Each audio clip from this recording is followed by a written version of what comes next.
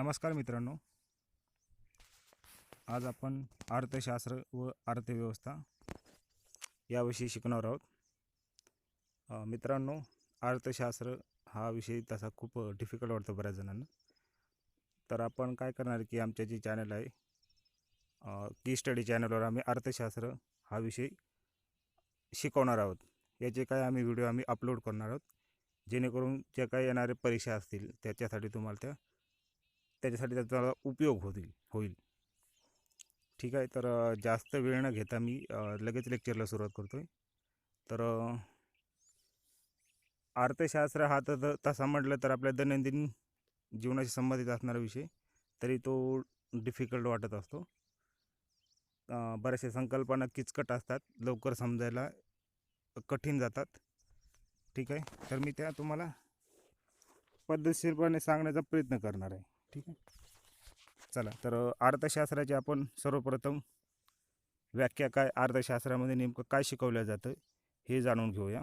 त्यानंतर मग शेवटच्या एंडला मी तुम्हाला अर्थशास्त्राविषयी म्हणजे काय जाणून घ्यायला पाहिजे ते सांगेल. आणि पुढचे जे लेक्चर येईल त्यामध्ये जो काही सिलेबस असेल, समजा MPSCच्या रिलेटेड जो काही सिलेबस असेल तो कंप्लीट करण्याचा मी प्रयत्न करेल. ठीक आहे. तर अर्थशास्त्राची व्याख्या काय आहे की ही एक अशी ज्ञानशाखा आहे की जिथं वस्तूचे उत्पादन, त्याचं वितरण, विनिमय, उपभोग हे जे यांच्या संबंधित जे काही आर्थिक व्यवहार असतात त्याच्या संबंधित जे काही विश्लेषण असतं, तर हे अर्थशास्त्र या ज्ञानशाखेमध्ये केले जातं. ठीक आहे. अर्थशास्त्राची ही एक साधी सरळ व्याख्या आहे. या व्यतिरिक्त जर म्हटलं तर अर्थशास्त्राच्या बऱ्याचशा व्याख्या आहेत. जसं की अर्थशास्त्राला स्केअरसिटी ऑफ सायन्स असं सुद्धा म्हणतात. स्केअरसिटी ऑफ सायन्स म्हणजे काय की निसर्गामध्ये जे साधन संपत्ती ती दुर्मिळ आहे. दुर्मिळ या अर्थाने मानवाला उपयोग पडणारी साधन संपत्ती ही दुर्मिळ आहे आणि माणसाच्या गरजा ह्या अनंत आहेत. ठीक आहे. माणसाच्या गरजा अनंत आहेत, तसेच दुर्मिळ असणारी साधन संपत्तीचा आपल्याला चांगला विनियोग करावा लागत असतो. ठीक आहे. तर तो विनियोग करत असताना जे दुर्मिळ साधन संपत्ती, तर आपल्याला जे काय आपल्या गरजा आहेत त्या अनंत असल्यामुळे त्याचा काही क्रम लावावा लागतो. तर हा जो क्रम लावताना माणसाची जी काही दमछाक होते, म्हणजे माणसाला त्याच्या गरजेचा अत्यावश्यक गरजेपासून तर इतर ज्या प्रेफरन्स देणाऱ्या सेवा आहेत किंवा गरजा आहेत त्या कशा पूर्ण करायच्यात, याला आर्थिक प्रश्न असे अर्थशास्त्रामध्ये म्हणतात. तर हा जो आर्थिक प्रश्न आणि त्या सोडण्यासाठी जी काय निर्णय प्रक्रिया या संबंधित सर्व अर्थशास्त्रामध्ये शिकवल्या जाते.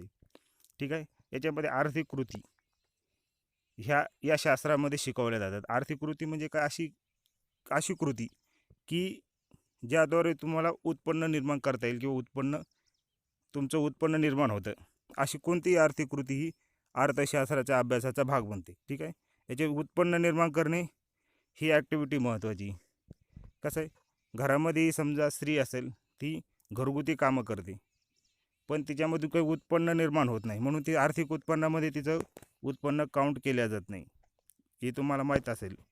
ठीक आहे. तर हे जे स्केअर रिसोर्स आहेत म्हणजे दुर्मिळ रिसोर्स आहेत, त्यांचा युक्ततम वापर करून मानवी गरजा कसा पूर्ण करायच्या हे या अर्थशास्त्राच्या अभ्यासाचा भाग आहे. ठीक आहे. ठीक आहे. तर मग बघूया की अर्थशास्त्राचा मुख्य उद्देश काय आहे. की अर्थशास्त्राचा दुसरा कोणताही उद्देश नसून कोणता उद्देश की मानवाचं कल्याण झालं पाहिजे. ठीक आहे. तर याच्यामध्ये कल्याण साध्य होणे, मानवाचा युक्ततम विकास घडून आणणे, यामध्ये दोन संकल्पना महत्त्वाच्या आहेत की equity and equality. Equity and equality. Equity म्हणजे काय आहे की जी काय आर्थिक प्रगती होते त्याच्यामध्ये तुमचा किमान सहभाग असला पाहिजे. गरीब श्रीमंती ही दरी कमी व्हायला पाहिजे. आणि इक्वॅलिटी म्हणजे काय की किमान समानता असला पाहिजे. समानता म्हणजे जे उत्पन्न आहे, जे उत्पन्नाचं जे वितरण आहे ते सरकारमार्फत हे कसं व्हायला पाहिजे किंवा सरकारच्या नियमानुसार हे किमान तुमची जी काही जीवनमान आहे ते सुधारण्यासाठी मिळायला पाहिजे, असा त्याचा अर्थ होतो. ठीक आहे. तर अर्थशास्त्र आणि त्यासमोर आव्हाने आपण बघूया, की अर्थशास्त्रासमोरचं सर्वात मोठं जे आव्हान असेल तर जी अफाट लोकसंख्या आहे आणि त्याच्या अनंत गरजा त्या पूर्ण करणे. ठीक आहे. तर ही जी सर्वात मोठं आव्हान आहे. दुसरं मोठं जर म्हटलं त्या आव्हानाचं स्वरूप जर म्हटलं की ज्या सेवा आहेत आणि वस्तू आहेत त्यांची उपलब्धता किती आणि त्याचं वितरण लोकसंख्येमध्ये कशा प्रकारे करायचं, त्या संबंधित जे निर्णय आहेत ते कसे घ्यायचे. ठीक आहे. पुन्हा त्या ज्या सेवा असतील तर त्यांचं जे काही पुरवठा जाळे असेल म्हणजे सप्लाय नेटवर्क म्हणायचं, की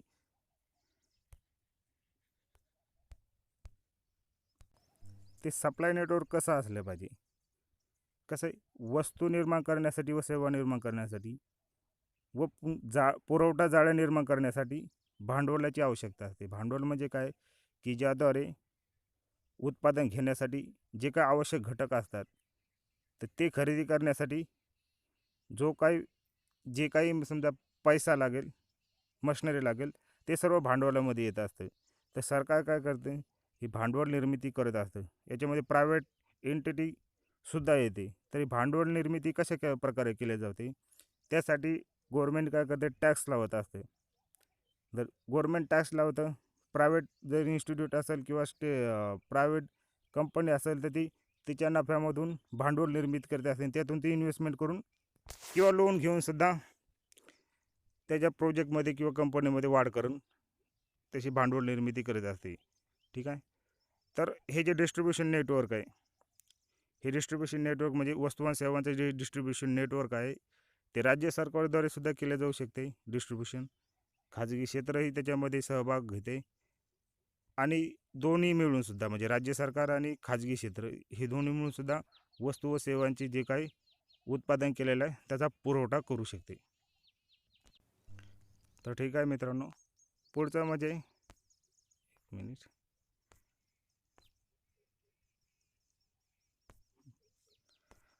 तर अर्थशास्त्र व अर्थव्यवस्था यामधील मूलभूत फरक आपण जाणून घेऊया. बऱ्याच जणांना कसं अर्थशास्त्र आणि अर्थव्यवस्था यामधला मूलभूत फरक माहीत नसल्यामुळे अर्थशास्त्र व अर्थव्यवस्था एकच समजतात. इथूनच खास गफलत सुरू होते अर्थशास्त्र शिकण्याची. ठीक आहे. तर अर्थशास्त्र काय आहे, की अर्थशास्त्र एक थिअरी आहे. यामध्ये काय गृहीतका असतात, त्या गृहीतकाच्या आधारावर काय आर्थिक व्यवहारां मानवी आर्थिक व्यवहारांचा काय केला जातो, अभ्यास केला जातो. त्यावरून सिद्धांत किंवा एक मॉडेल मांडलं जातं. हे जे मॉडेल असतं, मॉडेल म्हणजे काय असतं किंवा प्रारूप म्हणजे काय असतं, की दोन चल असतील त्याला आपण व्हेरिएबल्स म्हणतो. त्याच्यामधला काय सहसंबंध अभ्यासला जातो आणि त्या आधारे काय केलं जातं, एक मॉडेल मांडलं जातं. एक काय म्हणतात त्याला, प्रारूप मांडलं जातं. ठीक आहे. आणि ते जे प्रारूप आहे एखाद्या देशाला, एका प्रदेशाला ते लागू केलं जातं. ज्यावेळेस हे जे मॉडेल्स असतात किंवा जे काही काय म्हणतात आपण त्याला, प्रारूप असतात, ज्यावेळेस एखाद्या प्रादेशिक क्षेत्राला लागू केलं जातं त्यावेळेस आपण त्याला अर्थव्यवस्था म्हणतो. आपण असं कधीही म्हणत नाही की अमेरिकन अर्थशास्त्र असं नाही म्हणत आपण. त्याला आपण काय म्हणतो, अमेरिकन इकॉनॉमी. तसं भारतीय अर्थव्यवस्था तर आपण असं म्हणत नाही भारतीय अर्थशास्त्र, असं जनरली म्हणत नाही. ठीक आहे. तर हे जे काही सिद्धांत असतात त्यांचे जे काही ॲप्लिकेशन असतं ते अर्थव्यवस्थेमध्ये येतं आणि जे सिद्धांत असतात ते अर्थशास्त्रामध्ये येतात. मग त्याच्या काही संकल्पना वगैरे असते, संकल्पनाची मांडणी वगैरे, हे सर्व अर्थशास्त्राचा भाग आहे. ठीक आहे. तर असं आणि पुन्हा जी अर्थव्यवस्था असते ही अर्थव्यवस्थेचा प्रत्येक देशाची क्षेत्राची वेगवेगळी असते. याच्यामध्ये काही फरक जाणवायला आपल्याला दिसून येतो. जसं भारताची अर्थव्यवस्था ही अमेरिकन व्यवस्थेपेक्षा वेगळीच आहे. कारण यासाठी ज्या मूलभूत घटक जे असतात ज्यावर अर्थव्यवस्थेचं स्वरूप ठरत असतं, त्यामुळे कसं राजकीय, सामाजिक, आर्थिक, सांस्कृतिक व नैसर्गिक साधनसामुग्री हे घटक फरक पडत असतात. त्यामुळं प्रत्येक अर्थव्यवस्था ही वेगवेगळी, तिचे वैशिष्ट्य, गुणवैशिष्ट्य आपल्याला वेगवेगळे दिसत असतात. ठीक आहे. तर हा एक मूलभूत फरक आहे. एवढंच लक्षात ठेवायचं की अर्थशास्त्र म्हणजे काय आहे, की काही गृहीतका असतात, त्या गृहीतकाच्या आधारे मॉडेल्स तयार केले जातात आणि ते जे मॉडेल्स असतात किंवा जी थिअरी असती ती जी काही समजा प्रादेशिक क्षेत्रावर कोणत्याही समजा देशावर लागू केली तर त्याला अर्थव्यवस्था म्हणतात. ठीक आहे. एवढाच त्याच्यामधला मूलभूत फरक आहे. त्यानंतर मग हे जे अर्थव्यवस्था असतं. तर अर्थव्यवस्थांचे पण प्रकार पडतात. पण त्यापूर्वी जे उत्पादन घेतले जाते याविषयी आपण उत्पादन किंवा उत्पादन आणि त्याचं जे वितरण कशा प्रकारे केले जातं. तर अर्थव्यवस्थेमध्ये जे उत्पादनाचे घटक आहेत ते महत्त्वाचे ठरतात. तर उत्पादनाचे घटक कोणते असतात की जमीन असेल, कोणताही उद्योग सुरू करायचा असेल, उत्पादन करायचं असेल तर तुम्हाला जमीन लागते. ठीक आहे.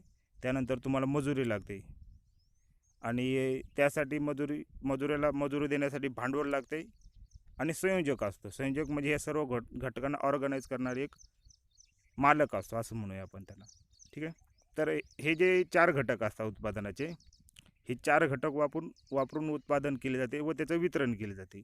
तर जमिनीसाठी आपण भाडं देत असतो. जर स्वतःची असेल जमीन तर भाडं द्यायची गरज नाही. पण जर दुसऱ्याची जमीन असेल तर आपल्याला भाडं द्यावं लागते.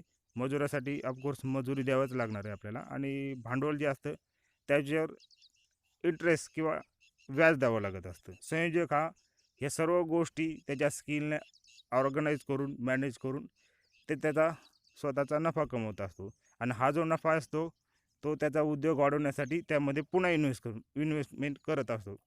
यामध्ये प्रायव्हेट एंटिटी पण असू शकते आणि गव्हर्नमेंट एंटिटीसुद्धा असू शकते. ही जे 4 घटक त्याला मीन्स ऑफ प्रोडक्शन म्हणतात, म्हणजे उत्पादनाचे साधने म्हणतात. ठीक आहे. तर हे जे 4 घटक आहेत, या 4 घटकांच्या मालकीवरून अर्थव्यवस्थेचे प्रकार पडतात. मग याच्यामध्ये भांडवलशाही अर्थव्यवस्था, दुसरी समाजवादी अर्थव्यवस्था आणि मिश्र अर्थव्यवस्था, म्हणजे 3 मूलभूत प्रकार मानले जातात अर्थव्यवस्थांचे. ठीक आहे. तर याविषयी आपण थोडक्यात जाणून घेऊ की या अर्थव्यवस्था म्हणजे काय आणि त्याच्यामधला मूलभूत फरक म्हणजे काय हे जाणून घेऊया. ठीक आहे. तर भांडवलशाही अर्थव्यवस्था, तर ही जी भांडवलशाही अर्थव्यवस्था याच्यामध्ये आपण जे काही बघितलं की 4 उत्पादनाचे साधन आहेत. कोणते? जमीन, मजूर, भांडवल आणि संयोजक. हे जे उत्पादनाची साधने असतात ती खाजगी मालकीची असतात, म्हणजे एका प्रायव्हेट एंटिटीचे असतात आणि तो काय करतो त्या साधनांद्वारे उत्पादन घेत असतो. तर भांडवलशाही अर्थव्यवस्थेमध्ये नफ्याला खूप महत्त्व दिले जाते. नाही की समजा त्याचा लोकांच्या उपयोगीसाठी काही उत्पादन केलं जाईल. ठीक आहे. तर नफा हा प्रमुख उद्देश असतो आणि इथं मुक्त बाजारपेठ असते. मुक्त बाजारपेठ म्हणजे काय की इथं सरकारचा कोणताही बाजारपेठेवर हस्तक्षेप नसतो. जो उत्पादक असतो म्हणजे खाजगी मालकी जे उत्पादन घेणार तो उत्पादक असतो, तो त्याच्या मर्जीला त्याच्या मर्जीला नाही, तो ग्राहकाला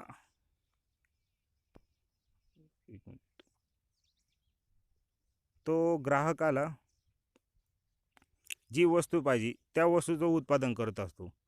ग्राहकाचे म्हणजे हे जे सर्व ठरत असतं मुक्त बाजारपेठेमध्ये मागणी आणि पुरवठा या 2 घटकावर ठरत असते.